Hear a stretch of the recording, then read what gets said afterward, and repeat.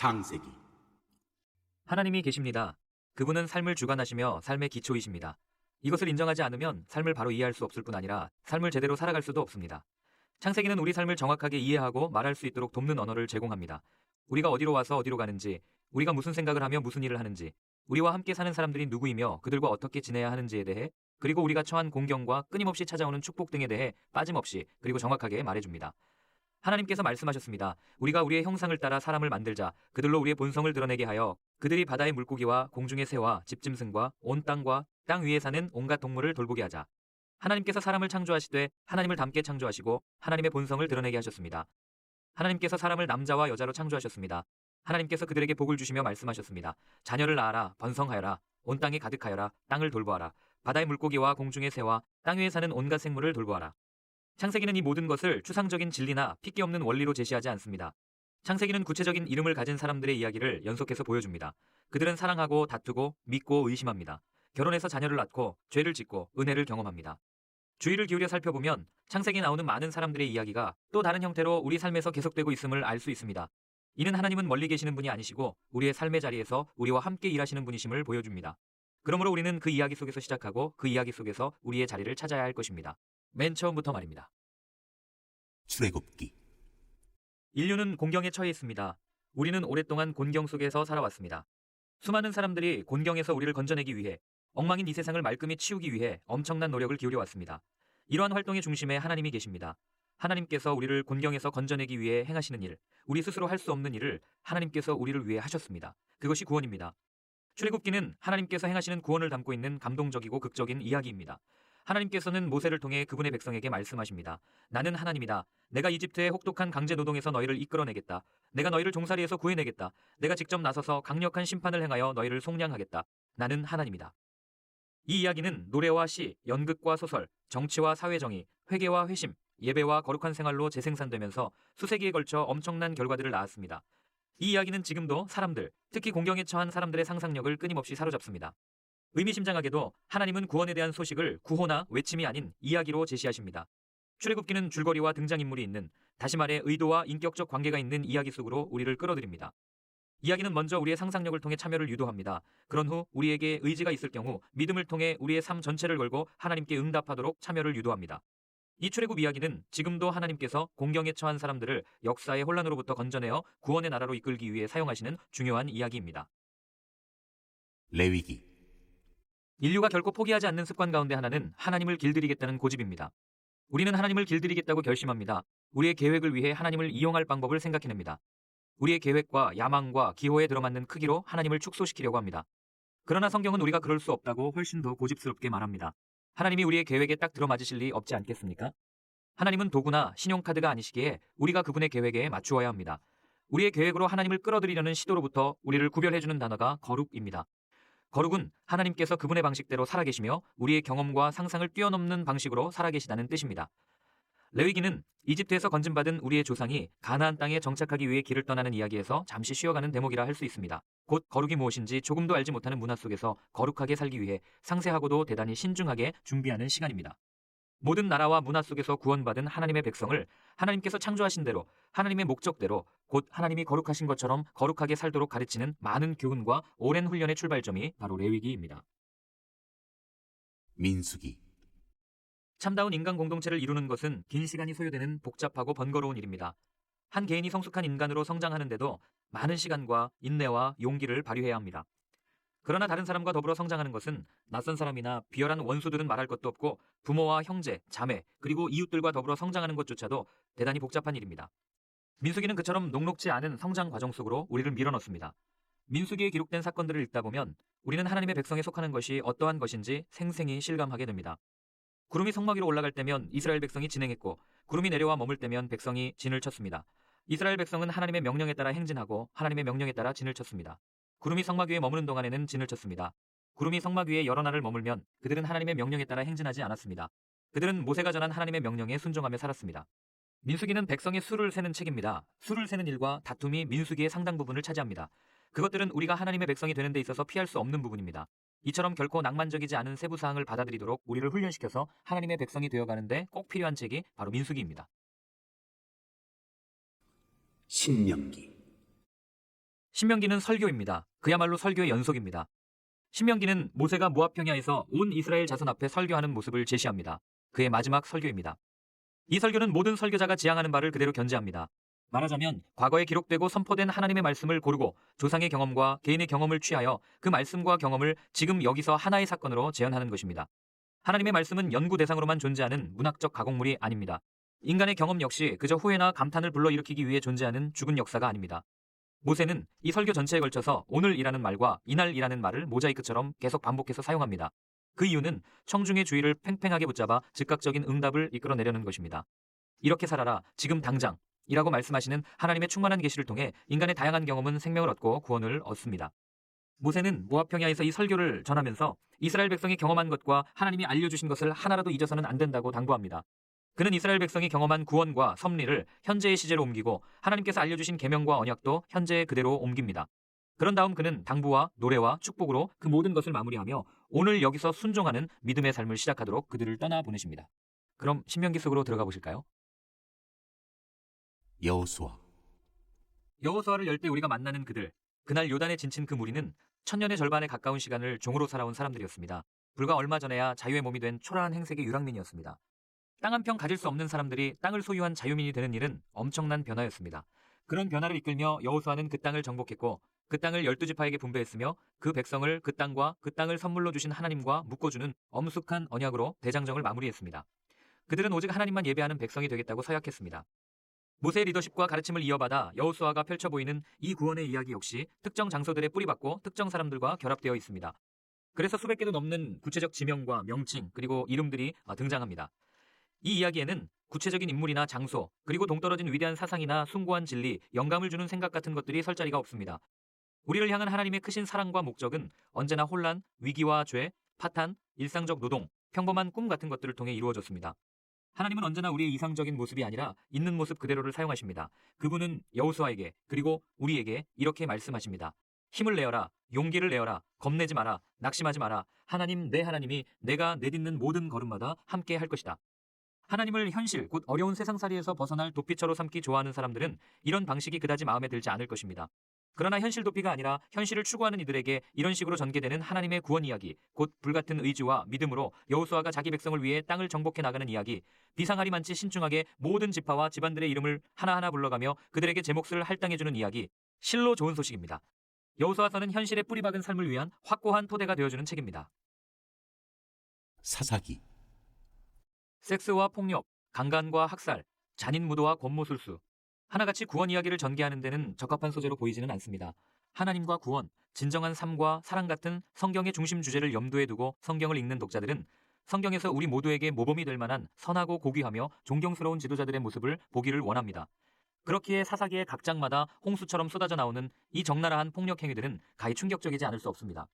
이스라엘 백성이 하나님 보시기에 악을 행했다는 이 문장이 여러 장에 걸쳐 반복해서 나옵니다. 하나님께서 말씀하십니다. 좋다. 그게 너희가 내놓을 수 있는 최선이라면 나는 그런 너희의 모습을 있는 그대로 사용해 나의 구원의 이야기를 전개시켜 가겠다. 그렇습니다. 하나님이 하시는 선한 일에 반드시 선한 사람이 필요한 것은 아닙니다. 그분은 우리가 도덕적으로, 영적으로 어떠한 상태에 있든 우리를 사용해 일하실 수 있고 또 그렇게 일하십니다. 때로는 그분의 가장 선한 일을 이루는데 가장 부적합해 보이는 사람들을 사용하시기도 합니다. 그런 지도자들, 사사들까지도 영광스러운 이야기에 의미 있는 일부로 포함시키는 하나님이시라면 분명 우리 같은 사람들, 구제불능인 것처럼 보이는 우리의 친구와 이웃도 그렇게 사용하실 수 있을 것입니다. 룻기. 성경을 한 장 한 장 넘기다가 어느 외딴 마을에 사는 두 과부와 한 농부의 작은 이야기를 만나게 됩니다. 이방인 룻은 모태신앙인이 아니었고 선천적으로 신앙에 끌렸던 사람도 아니었습니다. 많은 사람들처럼 말입니다. 그러나 그녀는 자신도 모르게 구원 이야기 속으로 끌려 들어가게 되고 거기서 요란스럽지 않고 도드라지지는 않지만 이야기의 완결을 위해 없어서는 안 될 배역을 맡게 됩니다. 보잘것없는 이방인이었던 룻, 그러나 그녀의 삶은 우리 가운데서 일하고 계신 하나님 이야기의 완성을 위해 없어서는 안 될 부분입니다. 보아스는 룻과 결혼했고 그녀는 오벳을 낳았는데 오벳은 이새의 아버지였고 다윗의 할아버지였습니다. 의지할 데 없는 무명의 한 이방인 과부 여인이 다름 아닌 다윗의 증조모여 예수님의 조상이었다는 이 절묘한 이야기. 그래서 룻기는 대수롭지 않은 평범한 인물도 하나님의 이야기의 완결을 위해서 결코 빠질 수 없는 등장인물이라는 사실을 우리에게 각인시켜줍니다. 우리 한 사람 한 사람이 모두 하나님 앞에서 그처럼 중요하며 우리에게 맡겨진 일 또한 소중한 것입니다. 사무엘상. 사무엘상하. 이 두 권의 이야기는 네 인물이 뼈대를 이룹니다. 바로 한나와 사무엘, 사울, 그리고 다윗입니다. 무엇보다 먼저 기억해야 할 것은 이 이야기는 갤러리에 전시된 조각상처럼 일정한 거리를 두고 감상하며 찬탄하게 되는 모범적인 이야기가 아니라는 점입니다. 그런 이야기는 도저히 그처럼 영광스럽거나 비극적인 삶을 우리가 살 수 없다는 생각을 다져줄 뿐입니다. 그런데 여기 이 이야기는 다릅니다. 이는 우리를 있는 그대로의 삶 속으로 들어가게 하는 이야기입니다. 이 이야기를 기도하며 읽어 내려가다 보면 서서히, 그러나 분명히 얻게 되는 바가 있습니다. 바로 인생의 참 의미는 무엇보다 하나님과의 관계 속에 있다는 깨달음입니다. 이 네 사람의 이야기들은 삶의 당위가 아니라 삶의 실제를 보여줍니다. 하나님께서 어떻게 우리의 일상과 있는 그대로의 현실을 재료로 삼아서 우리 안에서 또 세상 안에서 당신의 구원의 일을 해 나가시는지를 보여줍니다. 한나, 사무엘, 사울, 다윗의 삶에 비추어 자신의 삶을 읽는 법을 배울 때 우리 모습을 긍정하고 자유를 누리는 반가운 결과가 따라옵니다.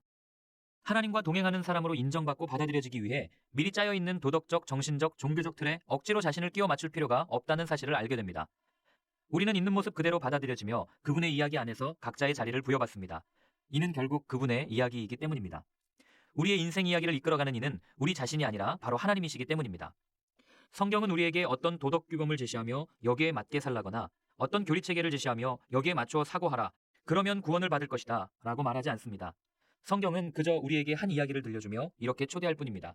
이 안으로 들어오라. 이 이야기 속으로 들어와 살아라. 이것이 인간의 삶이다. 한 인간으로 성숙해간다는 것은 바로 이런 것이다.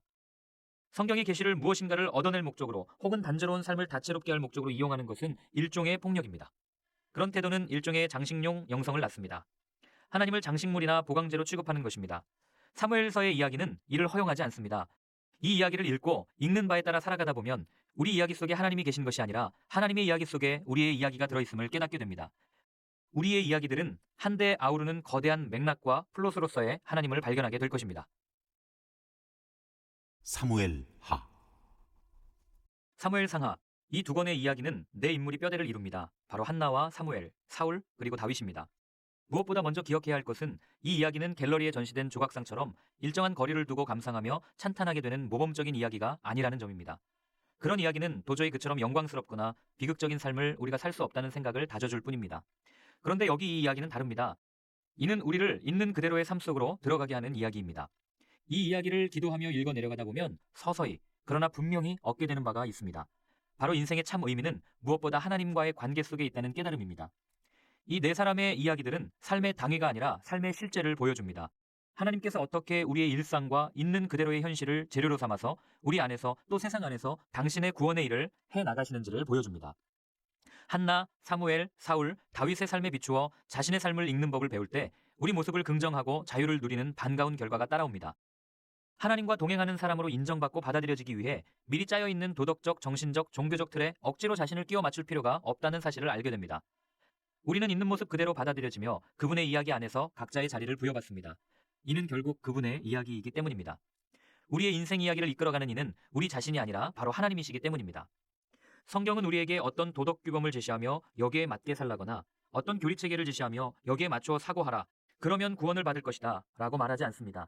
성경은 그저 우리에게 한 이야기를 들려주며 이렇게 초대할 뿐입니다. 이 안으로 들어오라. 이 이야기 속으로 들어와 살아라. 이것이 인간의 삶이다. 한 인간으로 성숙해간다는 것은 바로 이런 것이다. 성경이 계시를 무엇인가를 얻어낼 목적으로 혹은 단조로운 삶을 다채롭게 할 목적으로 이용하는 것은 일종의 폭력입니다. 그런 태도는 일종의 장식용 영성을 낳습니다. 하나님을 장식물이나 보강제로 취급하는 것입니다. 사무엘서의 이야기는 이를 허용하지 않습니다. 이 이야기를 읽고 읽는 바에 따라 살아가다 보면 우리 이야기 속에 하나님이 계신 것이 아니라 하나님의 이야기 속에 우리의 이야기가 들어있음을 깨닫게 됩니다. 우리의 이야기들은 한데 아우르는 거대한 맥락과 플롯으로서의 하나님을 발견하게 될 것입니다. 열왕기 3. 하나님의 주권을 인정하고 사는 것은 신앙인들의 일상에서 가장 어려운 일 가운데 하나입니다. 그러나 우리는 피해갈 수 없습니다. 하나님께서 주권자이시고 하나님께서 통치하시기 때문입니다. 그분은 우리 각자의 개인적인 문제뿐 아니라 온 우주를 다스리십니다. 우리가 예배를 드리는 시간이나 장소에서만이 아니라 사무실과 공장, 대학, 병원, 심지어 술집과 콘서트장에서도 그렇습니다. 엉뚱하고 터무니없는 개념처럼 보일지 모르지만 성경에서 이보다 더 자주 강조되고 있는 것은 없습니다. 하지만 우리의 일상 경험은 하나님의 통치를 그다지 확증해주지 않습니다. 현실은 온갖 비인격적 세력과 오만한 자아들이 최고 권력자가 되겠다고 전쟁을 벌이는 전쟁터와도 같습니다. 하나님과 무관해 보이는 세력과 의지들에 의해 늘 이리저리 휘둘리고 두드려 맞는 것이 우리 대부분의 일상입니다. 그러나 어느 시대든 깨어있는 정신의 소유자들은 하나님께서 지금도 여전히 주권적으로 통치하고 계신다는 증언을 멈추지 않았습니다. 예수님을 가리키는 가장 오랜 호칭 가운데 하나는 왕입니다. 그렇다면 하나님의 주권적 통치를 알지 못하거나 거부하는 이 세상에서 우리가 하나님께서 알려주신 그분의 주권을 인정하고 받들어 믿고 순종하며 살아갈 수 있는 방법은 무엇이겠습니까? 무엇보다 필요한 것은 하나님을 예배하는 자세입니다. 이런 자세는 순종하는 마음으로 성경을 읽을 때 생겨납니다. 성경 읽기를 통해 우리의 사고와 행동은 학교 교과 과정이나 언론 보도의 내용이 아니라 하나님의 실제 안에서 움직이게 됩니다.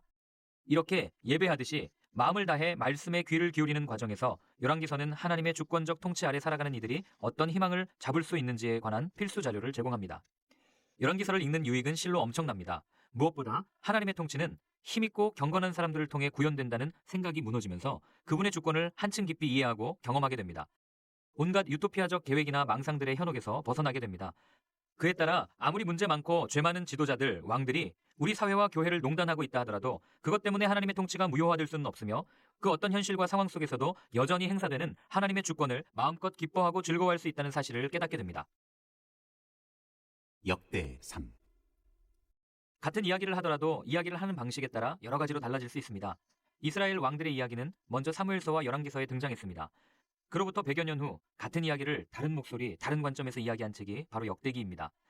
앞의 내용 중에서 얼마가 빠지고 상당한 양의 내용이 추가되었지만 누구라도 같은 이야기임을 쉽게 알 수 있습니다. 그러나 과거 권위 있는 저술들, 창세기로부터 열왕기까지 그 이후로 이스라엘의 운명은 상당한 변화를 겪었습니다.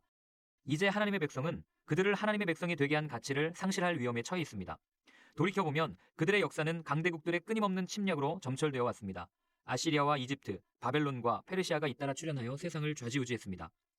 이제도 이스라엘 백성의 운명은 외세에 저당 잡힌 상황이고 내부적으로도 잡다한 종교 문제에 발목이 잡혀 있었습니다. 그들은 과연 이대로 멸절하고 말 것인가? 이때 한 저자가 팔을 걷고 나서서 이미 익숙해진 아주 오래된 이야기를 새로운 시각으로 다시 들려줍니다. 그 들려주는 이야기가 역대기입니다. 역대기는 인간의 삶에서 바른 예배가 차지하는 핵심적 위치를 증언하는 책입니다. 역대기 서술의 핵심은 예배입니다. 예배의 장소, 예배의 사역자들, 예배 음악, 그리고 예배의 장인이자 예배에 충실한 수호자인 다윗 왕의 역할. 바로 이 이야기가 이 책의 중심을 이룹니다. 일평생 하나님을 찬양했던 다윗은 죽기 얼마 전 백성의 넉넉한 마음에 감동하여 하나님께 찬양을 드립니다. 우리 조상 이스라엘의 하나님, 옛적부터 영원까지 찬양받으소서. 오 하나님, 위대하심과 능력, 영광과 승리와 위엄과 영화가 모두 주의 것입니다. 그렇습니다. 하늘과 땅의 모든 것, 모든 나라가 주의 것입니다. 주께서 친히 모든 것 위에 높아지셨습니다. 부귀와 영광이 주께로부터 나오며 주께서 모든 것을 다스리십니다. 그 손안의 힘과 능력으로 모든 것을 세우시고 강하게 하십니다. 오 하나님, 우리 하나님, 이제 우리가 주께 감사하며 주의 영화로운 이름을 찬송합니다. 에스라. 역사는 이스라엘 백성에게 모질었고 그들은 쇠락의 길로 접어들었습니다. 초강대국이었던 바벨론의 군대가 쳐들어와서 그들의 성읍과 성전을 초토화시켰고 그들을 포로로 끌고 갔습니다. 그로부터 100여 년이 지난 후 예루살렘으로 다시 돌아온 소수의 유대인들은 허물어진 것들을 다시 일으켜 세우기 위해 안간 힘을 썼습니다. 그러나 그러한 노력은 아무런 성과가 없었고 그들의 형편은 금방이라도 무너져 내릴 듯 위태로웠습니다. 바로 그때 에스라가 등장합니다. 이스라엘은 에스라 덕분에 그 위험을 극복할 수 있었습니다. 그런데 하나님께서는 에스라가 그 일을 혼자 하도록 내버려 두지 않으셨습니다. 하나님께서는 그분의 섭리로 에스라와 같은 일을 하고 있던 느헤미야라는 인물을 통해 에스라의 구원 사역을 실질적이고 결정적으로 도우셨습니다. 그로 인해 하나님의 백성의 정체성이 회복되고 보존되었습니다. 에스라는 예배와 성경으로 이 일을 해냅니다. 먼저 그는 사람들을 이끌어 하나님을 예배하게 했습니다. 예배는 사람이 할 수 있는 가장 전인적이고 포괄적인 행위이며 예배 가운데 하나님의 선물인 우리의 정체성이 우리 안에 깊이 새겨지기 때문입니다. 결국 백성을 대표하는 한 사람이 에스라에게 다음과 같은 고백을 하기에 이릅니다. 지금 당장 우리 하나님과 언약을 맺고 계시에 명시되어 있으니 그대로 시행하겠습니다. 에스라여 일어나십시오. 우리가 뒤를 따를 테니 앞장서십시오. 물러나지 마십시오. 또한 에스라는 그들이 성경 말씀을 잘 듣고 거기에 순종하도록 인도했습니다. 무엇보다 하나님의 계시를 듣고 따를 때에야 비로소 우리는 우리 가운데 계시는 하나님께 지속적으로 주목하고 순종할 수 있기 때문입니다. 에스라는 뚜렷한 족적을 남겼습니다. 예배와 성경은 이후 하나님의 백성의 정체성을 회복하고 유지하는 근간이 되었습니다. 느헤미야. 삶을 성과 속으로 나누어 그 둘을 분리시키는 일은 온전하고 충만한 삶, 의미와 목적을 갖춘 일관된 삶, 하나님의 영광을 위한 삶을 살려는 모든 시도를 손상시킵니다. 때로는 치명적인 손상을 입히기도 합니다. 그럼에도 우리 가운데 그런 식의 이분법적 태도가 만연되어 있습니다. 자신과 주변 세상을 두 영역으로 나누어 분리시키는 습관을 사람들은 대체 어디에서 배운 것일까요? 분명 성경으로부터는 아닙니다. 성경은 처음부터 끝까지 이러한 분리를 완강하게 거부합니다. 그러한 분리가 일으키는 해악이 가장 잘 드러나는 곳은 바로 우리의 일상입니다. 흔히 우리는 목사나 사제나 선교사가 하는 일은 성스러운 일이고 변호사나 농부나 엔지니어가 하는 일은 세속적인 일이라 생각합니다. 이것은 아주 틀린 말입니다. 모든 일은 본질에 있어서 다 거룩하기 때문입니다. 성경 이야기에 등장하는 사람들을 보면 정원사, 목자, 군인, 정치가, 목수, 천막 제작자, 주부, 어부 등 다양합니다. 느헤미야도 그들 가운데 한 사람이었습니다. 그는 타국 왕에게 고용되어 정부 일을 하는 관료였습니다. 그의 회고록인 이 책이 말해주듯 후에 예루살렘 성벽을 재건하는 일을 맡게 됩니다. 학자이자 선생이었던 에스라가 그의 일을 돕습니다. 에스라는 성경을 가지고 일했고 느헤미야는 돌과 반죽을 가지고 일했습니다. 이 두 사람의 이야기는 서로 엮이면서 하나의 거룩한 일을 이루었습니다. 두 일 가운데 어느 하나가 다른 하나보다 더 거룩하거나 덜 중요하지 않았습니다. 느헤미야에게는 에스라가 꼭 있어야만 했고 에스라에게는 느헤미야가 꼭 있어야만 했습니다. 하나님의 백성에게는 두 사람의 일 모두가 필요했습니다. 우리에게도 그렇습니다. 에스더. 알다가도 모를 일이지만 어떤 자들은 하나님이나 하나님의 사람들을 인식하기만 해도 최악의 악한으로 돌변합니다. 모든 선과 복과 기쁨의 원천이신 하나님이 때로 어떤 자들에게는 상상을 초월하는 잔인무도한 악행의 구실이 되는 것입니다. 인류의 역사는 살아계신 하나님을 전하거나 대변한다는 이유만으로 수많은 사람들이 죽임을 당한 일들로 점철되어 있습니다. 마치 하나님을 예배하는 이들을 죽이면 하나님이 제거되기라도 할 것처럼 말입니다. 우리가 막 지나온 세기는 신을 죽이려는 그러한 시도들이 광기로 치달은 시간들이었습니다. 그러나 하나님께서는 지금도 살아계시며 우리 가운데 임재하십니다. 에스더서는 하나님과 하나님의 백성을 향해 공공연히 혹은 암암리에 가해지는 이러한 폭력을 보여주는 창문입니다. 이 창문을 통해 우리는 이 책의 사건에만 국한되지 않은 광범위한 시각을 얻게 되는데 그 사건의 내용은 이러합니다. 주전 5세기 대제국 페르시아에서 포로로 살고 있던 유대인들을 모두 학살하려는 흉악한 음모가 있었습니다.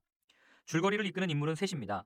먼저 이야기 속에서 통상 그 유대인으로 등장하는 모르드게인데 모르드게는 사건의 뼈대 역할을 하는 견실하고 신실하며 지각 있고 경건한 인물입니다. 이런 그와 극명한 대립을 보이는 인물로 대학살 음모의 주모자인 오만한 악인 하만이 있습니다. 또 부모를 잃고 난 뒤 사촌 오라버니 모르드게의 집에서 자란 매혹적인 여인 에스더가 있는데 그녀는 후미진 후궁의 처소를 나와 담대하게 주인공으로 나서게 됩니다. 이 이야기에서는 하나님을 대변하는 백성이 한 사람도 죽임을 당하지 않습니다. 극적인 반전을 통해 대학살의 음모는 결국 무산되고 맙니다. 그러나 이 이야기 전으로 수많은 사람들이 죽임을 당했거니와 앞으로도 그럴 것입니다. 거의 모든 시대, 모든 사회마다 하만 같은 자들이 나타나서 하나님의 증거나 증인들을 모조리 없애려 들 것입니다. 그러나 에스더서는 하나님의 백성은 멸절되지 않는다고 끊임없이 또한 분명하게 말해주고 있습니다. 그들을 아무리 많이 잡아 죽인다 해도 온 땅에 흩어져 있는 하나님의 백성, 하나님을 경외하고 하나님을 섬기며 하나님을 예배하는 백성은 멸절시킬 수 없습니다. 어느 누구도 그 어떤 세력도 불가능합니다. 지금도 분명하고 확실하게 그렇게 말할 수 있습니다. 욥기. 욥이 고난을 당했습니다. 그의 이름은 고난과 동의어로 쓰입니다. 그가 물었습니다. 왜 그러십니까? 어째서 저입니까? 그 질문은 하나님을 향한 것이었습니다. 그의 질문은 끈질기고 열정적이며 호소력 있었습니다. 그는 침묵을 답변으로 여기지 않았고 상투적인 말들을 답으로 받아들이지도 않았습니다. 하나님을 순순히 놓아드리지도 않았습니다. 그는 자신의 고난을 묵묵히 감내하거나 경건하게 감수하지 않았습니다. 다른 의견을 구하러 의사나 철학자를 찾아가지도 않았습니다. 그는 다만 하나님 앞에 버티고 서서 자신의 고난에 대해 강력하게 항의하고 또 항의했습니다.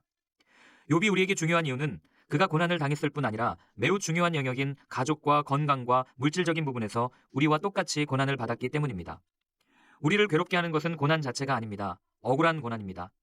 다들 어릴 때 부모의 말을 듣지 않아 벌을 받은 적이 있었을 것입니다. 그 처벌이 우리의 잘못에 합당할 때 우리는 정당하다고 여기고 잘못을 저지르면 벌을 받는구나 하고 생각하게 되지만 그러나 우리는 나이가 들어감에 따라 우리가 저지르는 잘못의 크기와 우리가 겪는 고통의 강도가 정비례하지 않는다는 것을 깨닫고 놀라게 됩니다.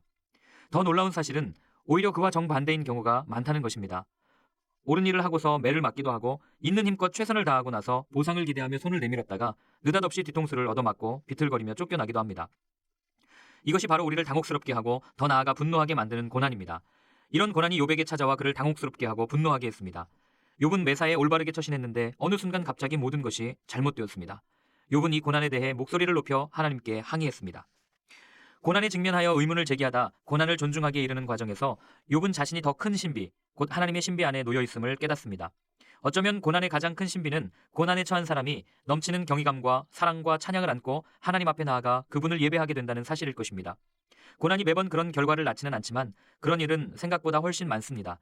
욥의 경우는 분명히 그러했습니다. 그러나 욥기에는 욥만 등장하는 것이 아닙니다. 욥의 친구들도 있습니다. 그들은 문제가 무엇이고 어떻게 해야 나아질 수 있는지 설명하기 시작합니다. 그런 사람들은 대개 하나님의 말씀을 자주 인용하지만 어딘가 어설픕니다. 그럴듯한 영적 진단과 처방을 잔뜩 내어놓지만 그러나 마음에 와닿지는 않습니다. 기도하고 묵상하며 욥기를 읽다 보면 인생이 생각대로 풀리지 않을 때 떠오르는 질문들을 만나게 됩니다. 처음에는 욥기의 대답들이 모두 진부하게만 들립니다. 그러다 똑같은 질문들을 조금 다르게 다시 묻게 되고 그러면 똑같은 대답들이 조금 다르게 들리기 시작합니다.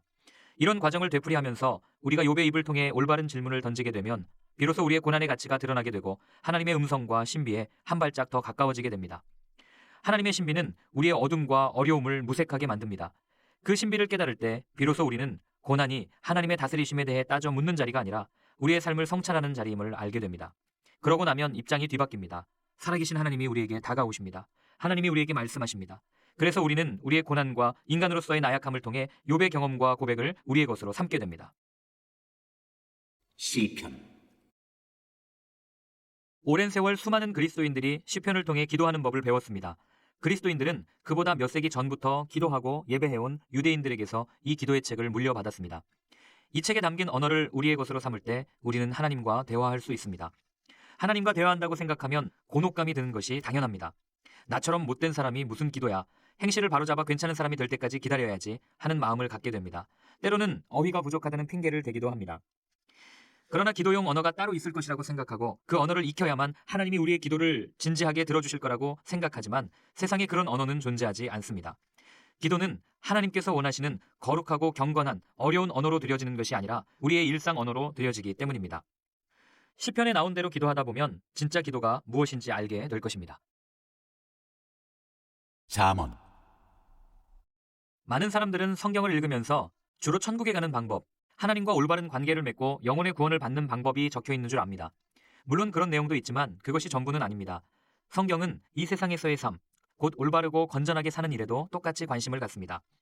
일상생활 속 그 어떤 문제도 하나님보다 우선할 수는 없습니다. 잠언은 성경의 다른 어떤 책보다도 이 부분에 집중하고 있습니다. 지금 여기에 대한 성경의 관심은 수천 쪽에 이르는 성경 곳곳에 실린 이야기와 율법, 그리고 기도, 설교에 드러나 있습니다. 그 가운데 잠언은 우리가 일상에서 끊임없이 하나님께 순종할 수 있도록 도와주는 매혹적인 이미지와 경구들의 정수를 뽑아놓은 책입니다. 전도서. 동물들은 생긴 대로 살면서도 만족해하는 것 같습니다. 그러나 인간들은 다릅니다. 지금보다 나아지거나 달라질 방법을 끊임없이 모색합니다. 그래서 의미를 찾아 영혼을 살피기도 하며 쾌락을 얻으려고 세상을 떠돌기도 합니다. 이것도 해보고 저것도 해봅니다. 그 모두가 처음에는 하나같이 대단해 보입니다. 그러나 시간이 지나고 보면 다 별것 없습니다. 우리는 더 한층 노력하고 애써보지만 그럴수록 건지는 것은 오히려 적어질 뿐입니다. 어떤 이들은 일찌감치 포기하고 단조로운 삶에 만족하며 살아갑니다. 또 어떤 이들은 아예 배울 생각도 없는 듯 평생 이 일 저 일을 전전하며 차츰 인간다움을 상실한 채 살아갑니다. 전도서는 이런 허무함의 경험을 증언하는 세상에서 가장 유명한 책이 아닐까 싶습니다. 이 책의 신랄한 재치와 더 없는 솔직함은 우리의 시선을 사로잡고 주목을 끕니다. 사람들은 이 책의 이러한 특성에 주목합니다. 종교인, 비종교인, 신자, 비신자 할 것 없이 다들 주목합니다. 그들 중 몇몇은 성경에서 전도서가 필요하지 않다고 말을 하기도 합니다. 그러나 전도서가 성경에 들어있는 이유는, 아니 반드시 들어있어야 하는 이유는 인생에서 자신의 힘으로 무언가를 이루어보려는 사람들의 여러 가지 헛된 시도를 멈추게 하려는 데 있습니다. 그래야 우리가 하나님께 온전한 관심을 기울이고 하나님이 누구신지, 그분이 우리를 어떤 값진 존재로 만들려고 하시는지 집중할 수 있기 때문입니다. 전도서는 하나님에 대해 그다지 많이 말하지는 않습니다. 전도자는 그 일을 성경의 나머지 65권에 맡깁니다. 그리고 우리 스스로는 우리의 삶의 의미를 찾고 그것을 완성할 능력이 전혀 없다는 사실을 드러냅니다. 아가. 아가서를 조금만 읽다 보면 두 가지가 눈에 들어옵니다. 절묘한 사랑의 노래와 노골적인 성적 표현입니다. 다시 말해 아가는 부부의 사랑과 성관계를 연결시키고 있습니다. 이것은 대단히 중요하고 성경적인 연결입니다. 어떤 이들은 사랑을 이야기할 때 성관계를 배제하려 하고 그렇게 하면 사랑이 더 거룩해질 것이라고 생각합니다. 반면 성관계를 생각할 때 사랑은 전혀 고려하지 않는 자들도 있습니다.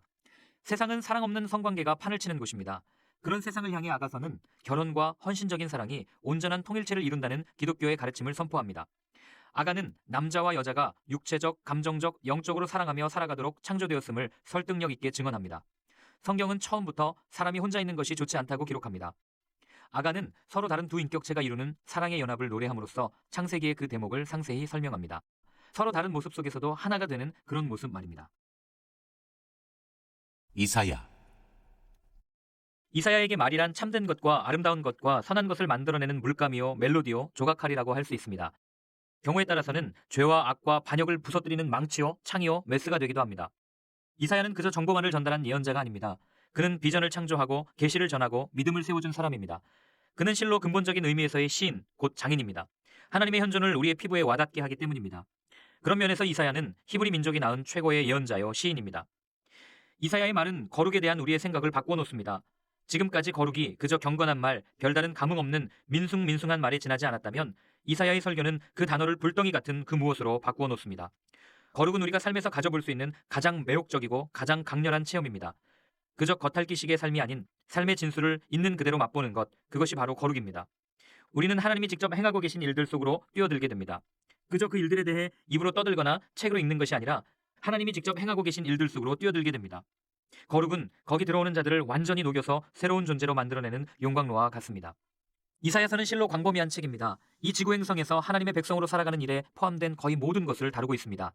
이사야는 하나님께서 우리의 지극히 일상적이고 때로 실망스러운 경험을 들어 창조와 구원과 희망의 일들을 이루시는 과정을 보여줍니다. 이것이 바로 이 책의 특징입니다. 이 방대한 파노라마가 펼쳐지는 광경을 보며 우리는 깨닫습니다. 이 세상과 우리 인생에 하나님이 사용하실 수 없는 것은 아무것도 없다는 사실을 말입니다. 하나님께서는 존재하는 모든 것과 모든 사람을 당신의 일을 위한 재료로 사용하시며 우리가 엉망진창으로 만들어 놓은 삶을 다시 고쳐 사용하십니다. 그런 면에서 많은 사람들은 이사야서의 특징을 말할 때 교향곡이라는 단어를 씁니다. 이사야서의 중심 주제는 뚜렷합니다. 하나님이 이루시는 구원. 이사야서는 구원 교향곡입니다. 이 웅장한 교향곡에는 작품 전체에 걸쳐 반복되고 발전되는 주된 주제 셋이 있으니 바로 심판과 위로와 희망입니다. 이 세 가지 주제는 거의 모든 장에서 발견되는데 하나하나가 하나님의 구원 역사를 힘있게 펼쳐놓은 새 악장의 주제이기도 합니다. 다시 말해 이사야서는 심판의 메시지, 위로의 메시지, 그리고 희망의 메시지로 이루어져 있습니다. 예레미야. 예레미야의 삶과 그가 쓴 책은 둘로 나뉠 수 없는 하나입니다. 그는 살았던 대로 썼고 쓴 대로 살았습니다. 그의 삶과 책 사이에는 불일치가 전혀 없습니다. 어떤 이들은 삶보다 글이 낫다, 또 어떤 이들은 글보다 삶이 낫다고 말하지만 예레미야는 글과 삶이 동일했습니다. 이 사실은 성경을 읽는 우리에게 매우 중요합니다. 어려운 시기를 맞은 많은 사람들이 그 안에서 어떻게 생각하고 어떻게 기도하며 어떻게 그 시기를 헤쳐나갈지에 관해 도움을 얻고자 할 때 가장 많이 찾는 예언자가 예레미야이기 때문에 그렇습니다. 그가 정말 도움을 줄 수 있는 사람이라는 확신을 받고 싶다면 우리는 예레미야서를 읽으면서 그것을 확인할 수 있습니다. 우리는 격변의 시대를 살고 있습니다.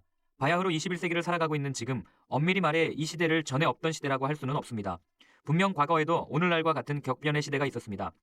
급변하는 세상의 속도에 모두가 현기증을 느꼈던 시대 말입니다. 하지만 상황과 규모가 어떠하든지 모든 난세에는 특별한 마음의 태도가 필요합니다. 예레미야의 험난했던 인생은 히브리 역사상 가장 험난했던 시기 중 하나와 겹칩니다. 그는 주전 587년 예루살렘이 함락되고 유다가 바벨론의 포로로 붙잡혀가는 것을 직접 목격합니다. 일어날 수 있는 최악의 상황이 모두 일어났던 시대였습니다. 만약 우리가 믿고 의지하던 모든 것이 산산조각 나버리는 상황을 맞이하면 어떠하겠는가 라는 질문을 던지는 책이 예레미야서입니다. 격변의 시대를 사는 사람은 앞서 그것을 경험한 이들에게서 도움을 얻고자 합니다. 그들이 어떤 일을 겪었는지 어떻게 그것을 견뎌냈는지 배우고 싶어 합니다. 은혜에 힘입어 격변의 시기를 견디고 살아남은 이를 찾을 때면 흔히 사람들은 예레미야를 떠올립니다. 참되고 정직하며 하나님의 길을 보여주는 예레미야를 길동무 삼아 그와 함께 고통의 시간을 건넙니다. 예레미야를 통해서 우리는 어떤 상황에도 하나님은 나는 너를 사랑하지 않은 적이 없고 앞으로도 그럴 것이다 라고 말씀하시는 분임을 알고 평안할 수 있을 것입니다. 예레미야 애가. 예레미야 애가는 고통에 대한 성경의 압축적이고 절절한 증언입니다. 고통은 거대하고 도피할 수 없는 인간의 조건입니다. 인간으로 산다는 것은 곧 고통을 겪으며 산다는 것입니다. 그 어느 누구도 예외일 수 없습니다. 예레미야 애가는 고통에 대한 설명이나 고통을 제거해주는 프로그램을 제시하지 않습니다. 오히려 애가는 하나님께서 우리 고통 속에 친히 들어오시며 고통받는 우리와 함께 하신다고 증언하므로 하나님의 자비와 하나님의 사랑을 깨닫게 해주는 책입니다. 에스겔. 성경 저자들 가운데 에스겔은 재난을 만난 이들의 스승입니다. 닥쳐온 재난, 곧 주전 6세기 바빌론의 침공 앞에서 이스라엘은 그 재난을 인정하지 않고 거부했습니다. 또한 그들은 절망에 빠져 당장 눈앞에 보이는 것 말고는 아무것도 보려 하지 않았습니다. 지금 우리와 얼마나 유사합니까? 그러나 에스겔은 보았습니다. 백성들이 보지 못했던 것을 혹은 그들이 보지 않으려고 했던 것을 에스겔은 보았습니다. 그는 그 재난 가운데 일하고 계신 하나님을 보았고 무시무시한 생물들, 먹을 수 있는 책, 되살아난 뼈들을 보았습니다. 그리고 에스겔은 보여주었습니다. 그 재앙이 실제로 닥쳤다는 것을. 하지만 하나님께서 그 재앙 속에서 일하고 계시며 그 재난을 주권적으로 사용하고 계신다는 것을 보여주었습니다. 그리고 에스겔은 우리를 초청합니다. 그 어떤 상황에서도 우리가 하나님을 붙들 수 있는 그 현장으로 말입니다. 다니엘. 일상의 압박과 스트레스 가운데서 하나님께 순종하고 역사의 거대한 경류 속에서 하나님의 길을 신뢰하기란 늘 어려운 일입니다. 특히 고난과 박해의 시기에는 더욱 그러합니다. 살아남으려면 하나님 따위는 있고 당대 문화에 순응하라는 압박 앞에서 하나님께 순종하는 길을 선택하기란 결코 쉬운 일이 아닙니다. 다니엘서가 쓰인 시대가 바로 그러했습니다. 시대의 흐름을 거슬러 하나님께 순종하고 철저하게 하나님을 신뢰하도록 용기를 북돋는 목소리는 거의 들리지 않았습니다. 그러나 다니엘서의 이야기와 환상들은 당시 사회가 주지 못했고 줄 수 없었던 것을 하나님의 백성들에게 공급해 주었습니다. 세기를 거듭하는 동안 다니엘서는 가슴 벅차게 하나님께 순종하고 꿋꿋하게 하나님을 신뢰하게 만들어 주었습니다. 고난과 박해의 시대에 어떤 이들은 개인 구원, 즉 영혼 문제에 집중하기를 좋아했고 또 어떤 이들은 역사의 큰 이슈들에 대해 다루기를 좋아했습니다. 그러나 다니엘서는 그 모든 것들, 곧 개인적인 것과 정치적인 것, 현재 일과 장래일, 영혼 문제와 사회 문제 모두를 하나로 담아낸 중요한 기록들 중 하나입니다. 다니엘서는 균형 잡힌 믿음을 우리에게 알려주는 좋은 책입니다. 호세아. 사랑 이야기가 홍수를 이루는 세상입니다. 하지만 대개는 거짓입니다. 사랑 이야기가 아니라 욕정과 섹스 판타지, 지배욕에 대한 이야기일 뿐입니다. 우리는 어려서부터 사랑에 대한 거짓말들을 듣고 자랍니다. 호세아는 사랑의 예언자입니다. 하지만 우리가 상상하거나 공상하는 그런 사랑이 아닙니다. 호세아는 당신의 백성을 향한 하나님의 사랑의 비유입니다. 다시 말해 호세아는 하나님께서 계시하시고 행하신 사랑을 비유로 보여줍니다. 하나님께서는 호세아에게 매춘부와 결혼을 하여 자녀를 낳으라는 명령을 합니다. 이 이야기를 들을 때 깜짝 놀랍니다. 그러나 이 이야기가 담고 있는 메시지는 우리를 더욱 놀라게 합니다. 왜냐하면 그 모습이 우리를 향하신 하나님의 사랑이기 때문입니다. 도저히 사랑할 수 없는 사람, 도저히 사랑할 수 없는 우리를 품어주시는 하나님. 그 이야기를 함께 들어보시겠습니까? 요엘. 재난이 닥치면 하나님에 대한 이해가 흔들립니다. 갑작스러운 질병이나 죽음, 국가적 재앙, 사회적 대혼란, 전염병, 홍수나 가뭄과 같은 참사를 만나면 평소 하나님에 대해 아무 생각 없이 살던 사람도 단번에 신학자가 됩니다. 그리고 다음과 같은 소문이 떠돕니다. 하나님은 없습니다. 하나님께서 진노하셨습니다. 하나님께서 나를 미워하십니다. 하나님은 무능하십니다. 예언자의 직무는 바로 이러한 재앙의 순간에 일어나서 하나님이 어떠한 분이시며 어떤 일을 하시는지 사람들에게 정확하게 밝혀주는 것입니다. 좋은 예언자, 진정한 예언자는 그 재난을 사람들을 죄에서 해방시키고 하나님 앞에서 자유롭게 살 수 있는 방편으로 삼습니다. 그런 의미에서 요엘은 아주 훌륭한 예언자입니다. 요엘의 설교는 우리의 일상을 흔드는 크고 작은 모든 일들이 하나님과 연결되어 있음을 밝혀줍니다. 그리고 동시에 하나님은 언제나 우리에게 새로운 기회를 주시고 믿음과 순종의 삶을 새롭게 시작할 수 있게 해주시는 분임을 깨닫게 합니다. 요엘서는 아직 우리에게 하나님을 위해 살 수 있는 기회가 있을 때 하나님을 위해 살라고, 그리고 그 하나님께로 돌아올 수 있도록 이끌어주는 책입니다. 아모스. 정의를 추구해야 할 종교가 정의를 구실 삼아 더 많은 착취와 학대를 행했습니다. 성경의 예언자들은 종교가 정직하고 겸손하며 자비로운 제 모습을 잃지 않도록 목소리를 높였고 지금도 높이고 있습니다. 불의를 잡아내는 선수들인 예언자들은 특히 종교의 탈을 쓴 불의를 기가 막히게 잘 잡아냈습니다. 예언자들은 사람이 하나님에 대해 하는 말이나 하나님을 위해 무엇을 한다는 것에는 별 관심이 없습니다. 다만 하나님께 귀를 기울여 듣고 들은 말씀에 비추어 인간의 모든 말과 행동을 철두철미하게 따져볼 뿐입니다. 이러한 예언자들 중에서도 타의 추종을 불허하는 이가 바로 아모스입니다. 그는 정의에 대해 외칩니다. 짓밟히는 가난한 자들을 대변하며 하나님의 이름을 도용해 자기들의 죄를 정당화하는 힘있는 부자들을 고발합니다. 아모스가 분명하게 밝혀놓은 정의를 중요하게 생각하지 않는 신앙생활은 우리를 오히려 더 나쁜 인간으로 만들 뿐이요 하나님의 길에서 더 멀어지게 만들 뿐입니다. 오바디아. 성경의 어느 한 부분을 읽을 때에는 전체 맥락에 비추어 읽어야 합니다. 단역에 불과해 보이는 오바댜에게도 분명한 자기 자리가 있습니다. 오바댜가 맡은 임무는 에돔에 대한 하나님의 심판의 말씀을 전하는 것이었습니다. 언뜻 보기에 오바댜의 짧고 굵은 예언은 에돔이 하나님의 백성에게 저지른 잔인한 불의에 대한 맹렬한 고발장 같습니다. 에돔은 악당이고 하나님의 언약 백성은 희생자라는 식으로 말입니다. 그러나 이스라엘의 억울함을 갚아주는 안갚음이 아니었습니다. 그들이 할 일은 폭력의 악순환을 이어가는 것이 아니라 받은 통치권으로 하나님의 정의를 시행하는 것, 새로운 하나님의 나라를 보여주는 것이었습니다. 요나. 요나를 모르는 사람은 없습니다. 성경을 한 번도 읽어보지 않은 사람도 고래 이야기를 운운하며 우스갯소리를 할 만큼 요나를 알고 있습니다. 그 정도로 요나 이야기는 우리에게 친숙하고 재미있는 측면이 있습니다. 그러나 재미있는 이야기가 시시한 이야기라는 뜻은 결코 아닙니다. 사실 요나의 이야기는 매우 심각한 이야기입니다. 요나서를 읽어 내려가다 보면 어느새 하나님과 안전거리를 유지하기 위해 우리가 세워놓은 경계들이 풀어지면서 꼼짝없이 하나님의 뜻과 명령을 마주하게 되는 경험을 합니다. 요나의 이야기가 믿음의 삶을 격려하는 이야기로 오랫동안 사랑을 받아온 것은 그가 지고하고 위대한 영웅이 아니기 때문입니다. 요나는 우리 자신과 동일시하기에 어려운 존재가 아닙니다. 요나는 그리 대단한 일을 한 것이 없습니다. 그는 우리가 우러러봐야 할 이상적인 인물이 아니라 우리와 별반 다르지 않은 인물로 그려지고 있습니다. 한마디로 요나는 우리 수준의 사람입니다. 그는 심지어 바른 일을 할 때도 잘못을 저지릅니다. 그러나 하나님께서는 처음부터 끝까지 그런 요나의 어리석음을 재료 삼아 일하시고 결국 당신의 목적을 이루어내십니다. 미가. 미가는 주전 8세기에 등장하여 예언자로 활동하고 문서를 남긴 예언자였습니다. 사람들을 일깨워 하나님의 임재와 그분의 음성에 반응하게 했던 동료 예언자들처럼 그 역시 은유의 기저였습니다. 다시 말해 미가는 언어를 우리가 볼 수 있고 만질 수 있고 냄새 맡을 수 있고 들을 수 있고 맛볼 수 있는 어떤 것을 규정하거나 밝히는 도구로만 사용하지 않았습니다. 그는 언어를 사용해 우리를 하나님이 현존하시는 그 세계 안으로 밀어넣었습니다. 미가가 보여주는 세계에서 우리는 사랑과 자비, 정의와 믿음, 죄와 악 같은 실제를 봅니다. 그리고 무엇보다 누가 여호와와 같이 용서하시는가 라고 묻는 하나님을 봅니다. 나훔. 허장성세를 부리는 자들이 일으키는 소동에 시선을 빼앗기게 되면 무대 중앙에서 지금 진행되고 있는 일을 보지 못할 위험이 있습니다. 하나님께서 일하시는 방식에는 특징이 있습니다. 그분은 되게 조용히 일하시고 기도를 통해 일하십니다. 그렇기 때문에 우리가 요란스럽고 커다란 것에만 반응하도록 길들여진다면 우리는 하나님의 말씀과 그분의 일하심을 놓치고 말 것입니다. 때때로 하나님께서는 어떤 이들에게 이런 위세 부리는 인물과 민족과 운동들의 귀추를 유심히 살펴보는 임무를 맡기셔서 나머지 사람들이 그런 것에 쏟던 관심을 끊고 역사의 주인이신 하나님께로 시선을 돌리게 하십니다. 주전 7세기 나훔이 바로 그런 임무를 맡았습니다. 그 당시는 아시리아로 인해 온 세상이 공포에 떨던 시절이었습니다. 당시 아시리아의 수도였던 니느웨에 대한 예언의 말씀을 전할 때 아시리아는 실로 천하무적으로만 보였습니다. 아시리아 없는 세상은 상상을 할 수도 없었습니다. 그런 상황을 통해 한껏 부풀려진 아시리아의 실체를 드러내고 니느웨의 소란을 정리해 줌으로써 이스라엘로 하여금 아시리아의 위세가 실은 허세에 지나지 않는다는 사실을 하나님은 나훔을 통해 보게 해주셨습니다.